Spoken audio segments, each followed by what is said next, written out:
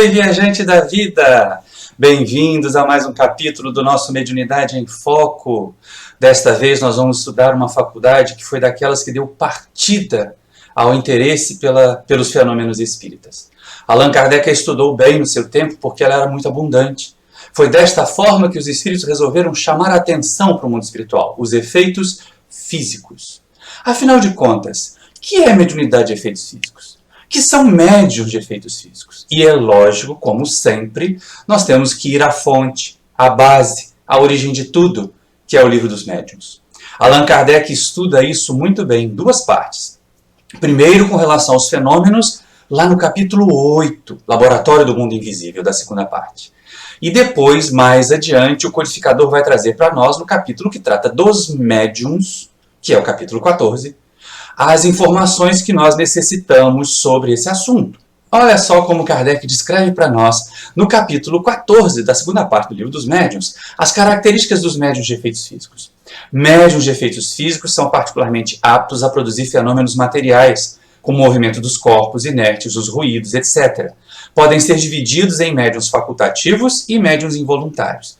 E aí nós vamos ver que essa classificação de Kardec ela é meramente didática. Porque no seu tempo as pessoas nem sabiam que eram médiuns. Os fenômenos aconteciam, os objetos se moviam, os barulhos ocorriam e as pessoas nem sabiam que elas eram a causa. Mas vejam só que descrição interessante, ainda no capítulo 14. Médiuns facultativos.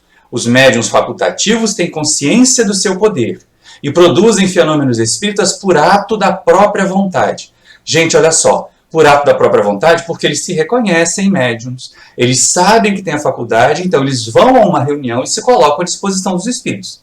Não é a mesma coisa que dizer que produzem fenômenos à vontade, a hora que eles quiserem, mas que eles têm consciência da capacidade de produzir. O contrário disso são aqueles que se desconhecem como médiuns, os médiuns involuntários ou naturais. São aqueles cuja influência se exerce à revelia deles. Não têm consciência alguma do poder que possuem. E aí a gente lembra que isso acontecia muito na época do codificador. Afinal de contas, as pessoas não sabiam que eram médiuns. Então, como é que elas poderiam saber como fazer, como agir? E aí nós vamos agora estudar o capítulo 28 do livro Nos Domínios da Mediunidade de André Luiz, que, como a gente já havia dito antes, é uma obra sensacional. É uma obra que nos permite uma visão do mundo espiritual de como são as nossas reuniões mediúnicas aqui. E nesse capítulo 28, André Luiz vai visitar uma reunião de materialização. E aí André Luiz vai fazer uma descrição de como é preparada a reunião. Não vamos imaginar que basta reunir um grupo de encarnados, colocar o médium na cabine e pronto, as coisas vão acontecer. Não é bem assim, não. A espiritualidade tem uma ação muito intensa. E ele descreve assim, olha, aqui surgiam aparelhos delicados para emissão de raios curativos. Acolá se efetuava a ionização do ambiente com efeitos bactericidas. Aí a gente fica pensando assim, mas por que isso, né? Por que ionizar o ambiente? Por que provocar essa asepsia? É porque frequentemente nós encarnados não ajudamos muito. Como se fosse uma pessoa que chega da rua e entrasse numa sala cirúrgica sem fazer higiene. É o que nós fazemos quando vamos para reuniões mediúnicas. E nas reuniões mediúnicas de materialização isso é muito grave. Olha que comentário que vem interessante. Alguns encarnados, como habitualmente acontece, então não é só nas reuniões de materialização, pode ser em qualquer reunião da nossa casa espírita, não tomavam a sério as responsabilidades do assunto e traziam consigo emanações tóxicas, oriundas do abuso de nicotina, carne e aperitivos. E aí tem um monte de gente que diz, tem que fazer dieta, tem que fazer jejum no dia da reunião de materialização. É verdade. Tem que fazer um equilíbrio na nossa alimentação para não chegar lá com essas emanações que André Luiz descreve aqui. Mas não basta isso. Além, diz ele, de formas de pensamento menos adequada à tarefa que o grupo devia realizar. Então tem gente que faz a dieta do estômago muito bonitinha, muito certinho o dia inteiro, mas não faz a dieta da cabeça. Vai cheio de pensamentos negativos, alimenta hostilidades às vezes com relação a outros médiuns, ciúmes. Então é importante a gente ter cuidado. E aí nessa obra, nesse capítulo, André Luiz vê com certa atenção o cuidado que os dirigentes do trabalho no mundo espiritual têm para com o médium de efeitos físicos. Eles vão lá, eles dão passe, eles ajudam, ele é desdobrado do corpo físico, fica sonolento como uma criança. E nós vemos essa descrição acontecer também numa obra muito interessante da época posterior à codificação, que é de Alexander Aksakov, um caso de desmaterialização. Nós vamos ver a capa aparecer aqui. E é muito interessante como os espíritos né, colocam o médium no estado de torpor, ele para ficar mais inconsciente possível. Porque o médium não costuma ajudar muito. Nós não somos espíritos muito evoluídos. Então temos problemas nesse sentido. Mas aí André Luiz, preocupado com isso, ele pergunta assim, mas por quê? Afinal de contas o médium tem que ação? E aí a gente vê lá no Laboratório do Mundo Invisível, vê em outras partes da codificação. Vocês vão ver nessa figurinha aqui, ó, uma reunião de materialização em que o Chico aparece ao lado de um médium. E o ectoplasma, esse fluido que é utilizado, que é citado lá no capítulo 8 do Livro dos Médiuns, sendo externado pelos médiuns. E aí isso chamou-se de ectoplasma, como nós acostumamos chamar hoje. Só que nessa situação a gente pensa assim, então o médium doa fluido e tudo bem. Pode se cuidar, pode ficar lá dormindo, sonolento. Não, não pode não. Olha só o que André Luiz aprende com Aulus a respeito do ectoplasma. O ectoplasma está em si tão associado ao pensamento do médium, quanto as forças do fio de informação se encontram ligadas à mente maternal. Em razão disso, toda cautela é indispensável na assistência ao medianeiro. E aí mais adiante a gente percebe o seguinte, poxa, mas então o médium tem que ter cuidado, porque mesmo que ele não esteja conscientemente agindo, o pensamento dele pode perturbar a situação. Pode, olha só. Se pudéssemos contar com mais ampla educação do instrumento, do médium, de certo menos teríamos a temer, de vez que a própria individualidade do servidor colaboraria junto de nós, evitando-nos preocupações e contratempos prováveis. Então daí a importância da educação da mediunidade. De ter um médium que vai trabalhar em qualquer área, não apenas nas faculdades inteligentes, mas também nesse caso da faculdade de efeitos físicos. Quando for o caso, que ele seja um médium educado, disciplinado. E mais adiante nós vamos ver qual é o motivo da razão das faculdades de efeitos físicos. E aí no capítulo Hilário pergunta assim, mas então acontece que o médium influencia? Influencia. Olha a pergunta do Hilário. Isso nos deixa entrever, Hilário é o companheiro de André Luiz nessa pesquisa, isso nos deixa entrever que o pensamento mediúnico pode influir nas formas materializadas, mesmo quando as formas se encontram sob rigoroso controle dos amigos da nossa esfera? E aí o Aulus responde, sim.